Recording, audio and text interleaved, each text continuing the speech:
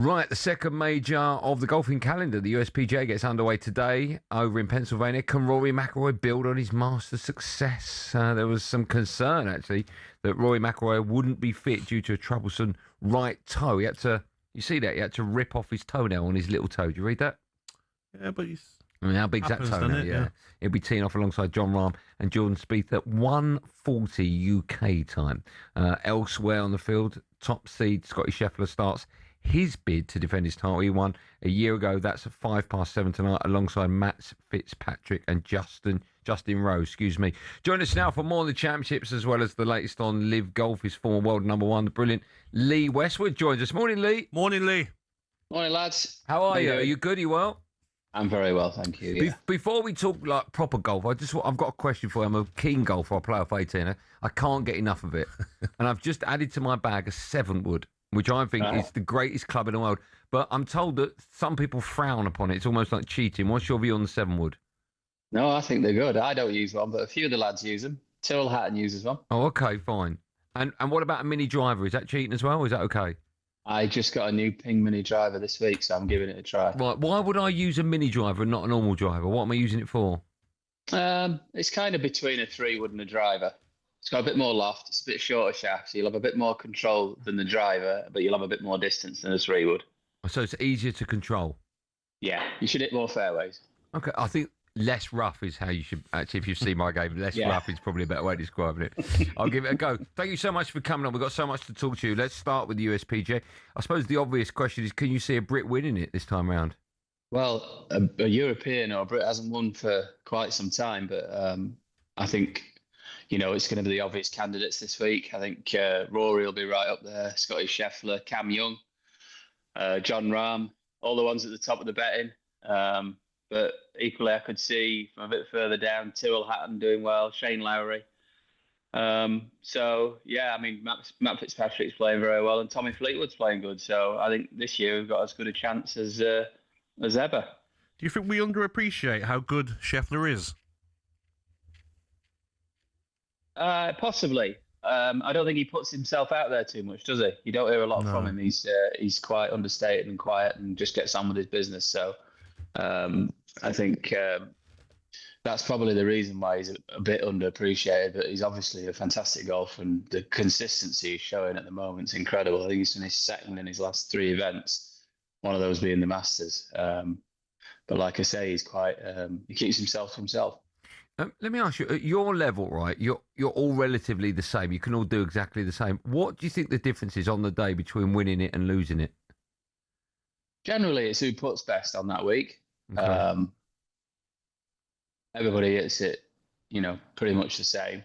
And at major championships, you generally have one day where things don't go your way. You miss it in the wrong places and stuff like that. And then it comes down to the short game, getting it up and down and holding those 10 to 15 footers that keep momentum for the round. It tends to be in most majors, double bogeys and slip ups that cost you not making enough birdies. Do you think for keen golfers like myself, do you think that's where you're going to get your score down is round the green and putting rather than fairway shots and driving? Yeah, 100%. I mean, I've been doing a few corporate days and clinics just recently, and amateurs asked me, about their golf swings, but they never asked me about the short game. And I say, get yourself around the short game, have a lesson, get yourself around the short game, just practice getting up and down from 50, 60 yards and in and working on your putting. You see a lot of amateurs go on the range, don't you? Bashing drivers. It's often the first club they pick up. They never go and practice the chipping. Don't play. Okay, so have a putting green installed in my garden is what you're saying. I can tell my wife that. Good advice.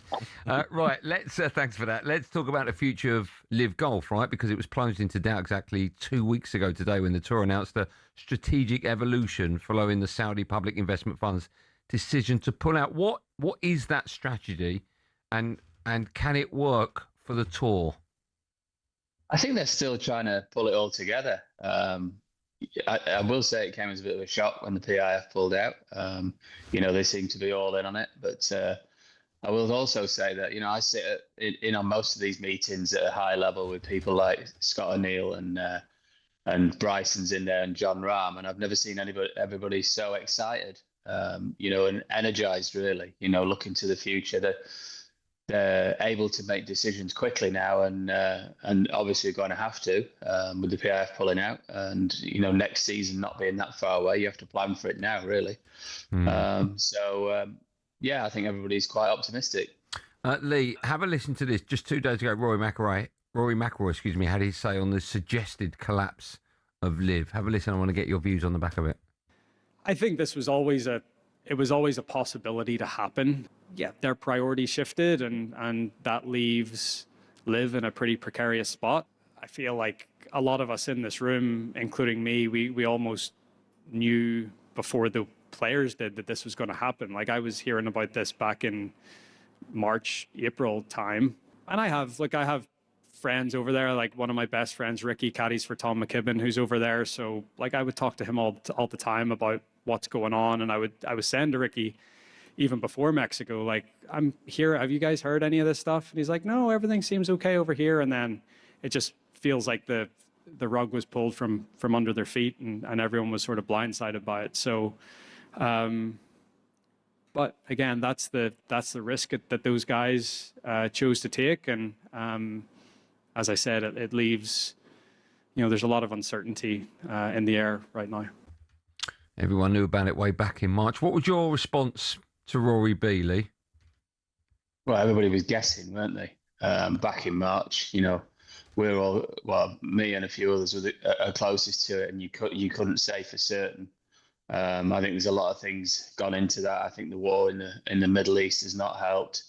But we're at a point where it is what it is now, and you have to move on. There's no point in going into speculation, and you've got to look forward. Did it frustrate you, though, Lee, at home, seeing all the noise, the reports about it? I think the media in general are frustrating now. I just think that's the way it is. It's all about clickbait, and there's not a lot of research and such goes into. It's so easy for people just to say something and not be held accountable for it. What would, if it does all collapse? What would you do? Well, I've got plenty of options. 53 now, so there's seniors tours, and I've still got exemptions on the European tour if I chose to pay my fines. Would you ever, Lee? Would you ever pay the fines and go back on the PGA tour?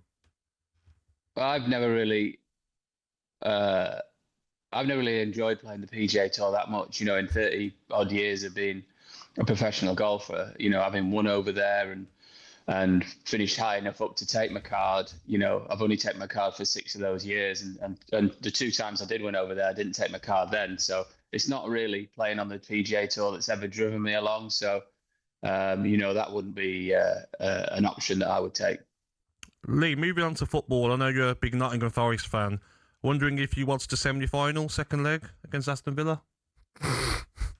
Fortunately, I was out on the golf course, Gabby, but thanks for bringing that up. Sorry, mate. I'll just have a sip of my tea. Someone's in my ear. Ask me to ask you. Well, there's a big game on Sunday for somebody, I know that, against Manchester United. Yes. Come on, Forest.